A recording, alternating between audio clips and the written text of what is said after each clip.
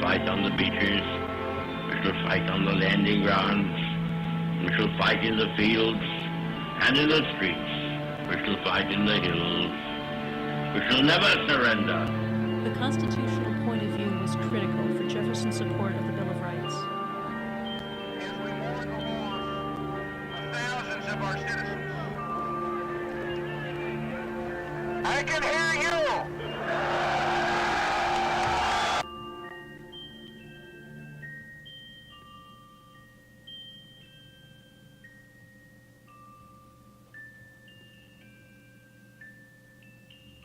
Is time running out? It's Saturday. Welcome to the Hayden Collins radio program, The Intelligence Syndicate. Crime and punishment today. That's what we're going to have some fun with. Crime and punishment. And not necessarily high crimes, you know. What was the old show? High crimes and misdemeanors or something like I don't know. So let's have some fun with college applications. I have a young audience. Demographics show that my listening audience, strangely enough, is between the ages of 17 and 35. That's my largest listening audience. My second largest listening audience is 35 to 45, and nobody listens to me over the age of 45. It's less than 3%. It's like, okay, that's fine. I don't want to listen to them either. All right, so let's play the game here.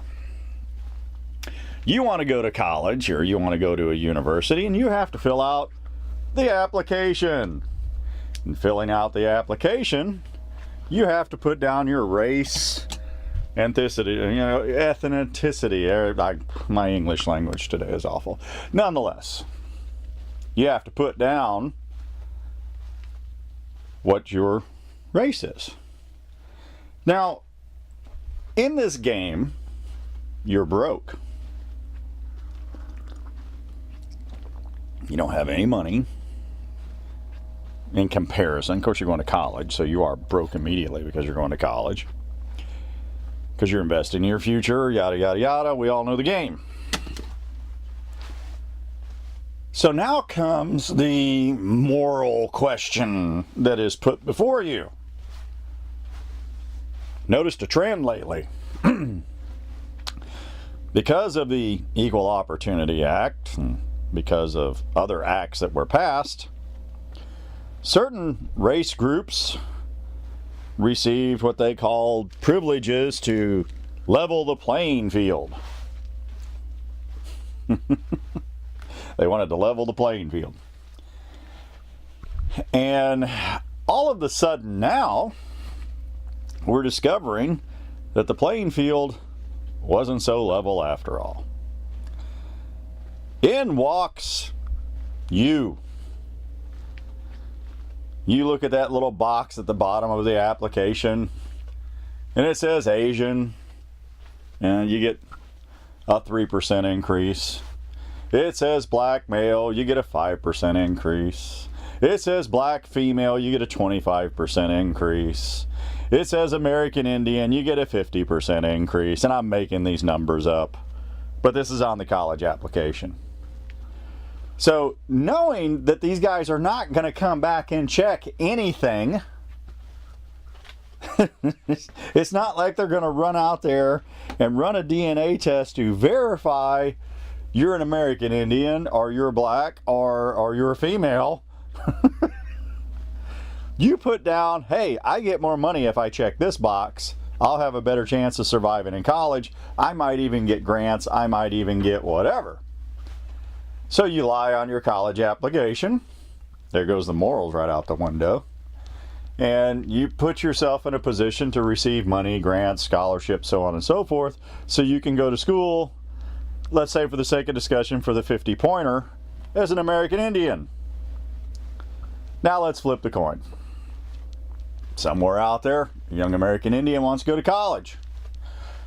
And they fill out the form and the application, but they didn't get the form and application in as fast as you did.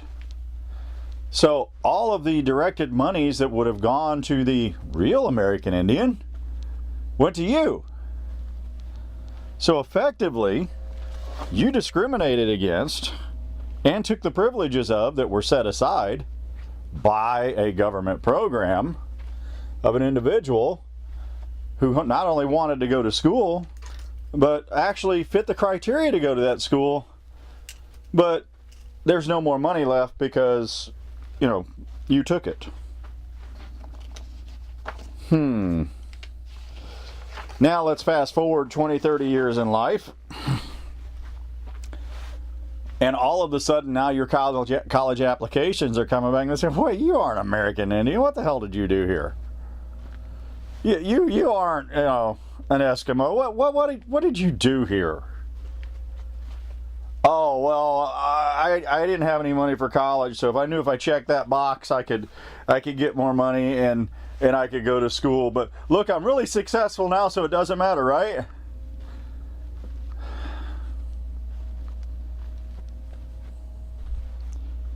Think about this from a partisan point of view, a political partisan point of view. It is party dependent. That's why I hate this. It is party dependent on whether or not those morals are applied. Kind of makes you wonder why Obama's records are sealed. Did he put himself down as a black female? But why seal them? Why not show the truth? So all these records you guys have obviously figured out we're playing the Elizabeth Warren game. And it's a heck of a game. You get to roll the dice. You make lots of money. You put yourself in a position to where you can make lots of money by holding a position, not necessarily doing what you want to do, but holding the position. And you get to claim any ethnicity you want as long as you keep claiming something. Now, the downside of this Elizabeth Warren game is she didn't get her record sealed as fast as President Obama did. And if she would have got her record sealed, then everybody would say, "Oh, it's a conspiracy theory. That never happened, this, that, and the other." But they're all coming out, and all the documents are coming out. And everybody's looking at it going, "Oh, gee, many crickets, look at that." So let's address something here.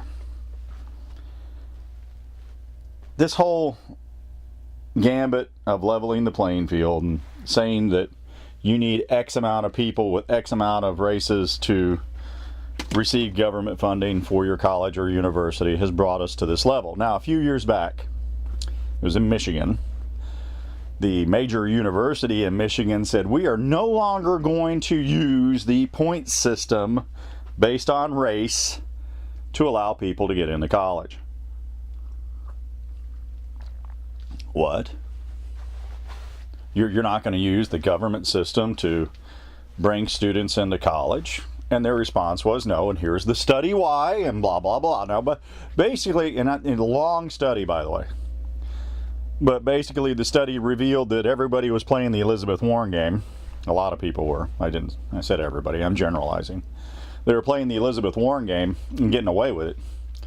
But the flip side of the coin was universities had to meet quota systems in order to maintain funding and receive federal funding to maintain that quota system.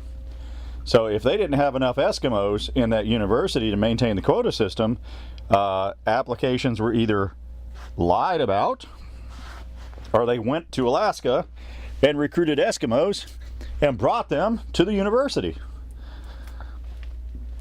I'm using that as a bad example. Pick another minority, it doesn't matter. And they were also held accountable for how many minorities they graduated. You have to graduate X amount of minorities. Doesn't matter if they know what they're doing or not. Doesn't matter, if they grasp the material or not. You lose your federal funding if you don't graduate X amount of minorities. That undermines the student that went to school to actually get an education, and it undermines the programs that are there.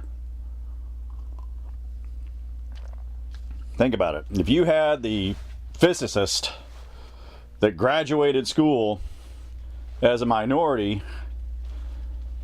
would you trust that individual and the knowledge that individual had? Even though they may have worked hard for it and did really well, they could be the person that didn't work hard for it all, but the university had to push them out as a graduate so they could maintain their federal funding.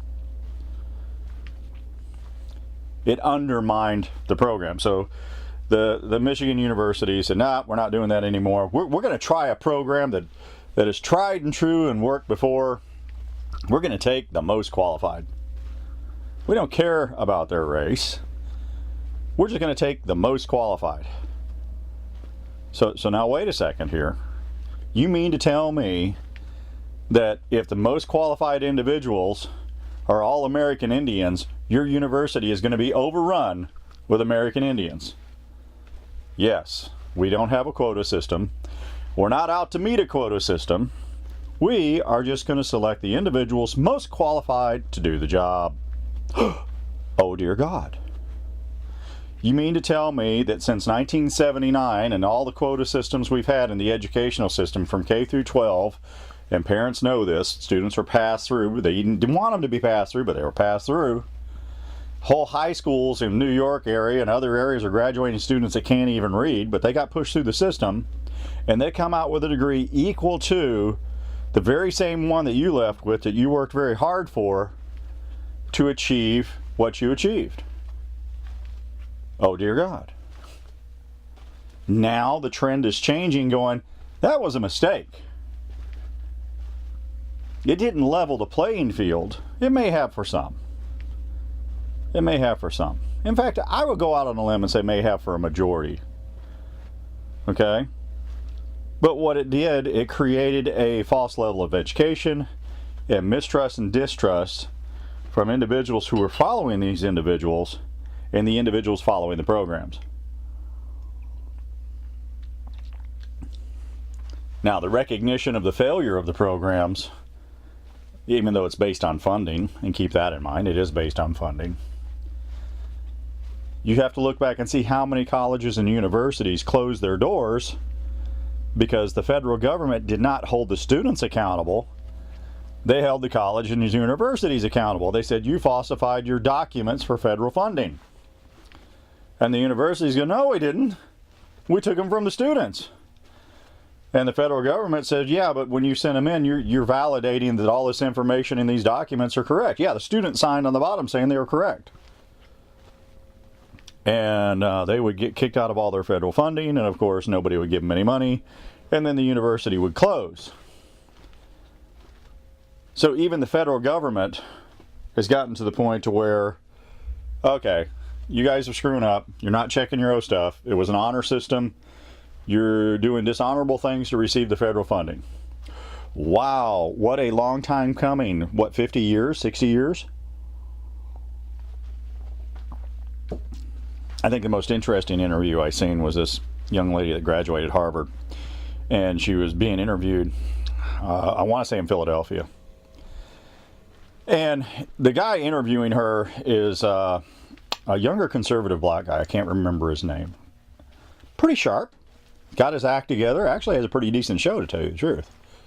I watched him 3 or 4 times.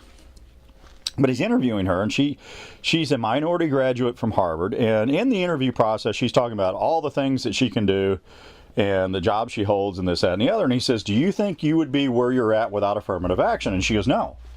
Not at all. I need affirmative action, otherwise I wouldn't be here. He says, well, okay, then why couldn't you do this on your own? And she said, well, I couldn't have done this on my own. And then he stopped for a moment, and she's kind of looking at him, he's looking at her, and he goes, and this is the reason why the system is failing. And he went through this whole process, and I'm going, oh my gosh, the guy's a genius. He understands what the state of Michigan took a while to understand. And I hate to say it, but the state of Michigan is kind of leading the way on this.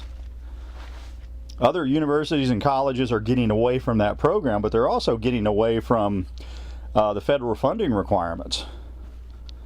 Because what they're discovering is the federal government will shut them down if the student lies. So they've even gone through some of the verification processes to stop the Elizabeth Warren game. And the Elizabeth Warren game, I'm drinking my coffee today, by the way. The Elizabeth Warren game is it's a fun game, you know, and if you've never run for public office, you'll never get caught and it doesn't matter.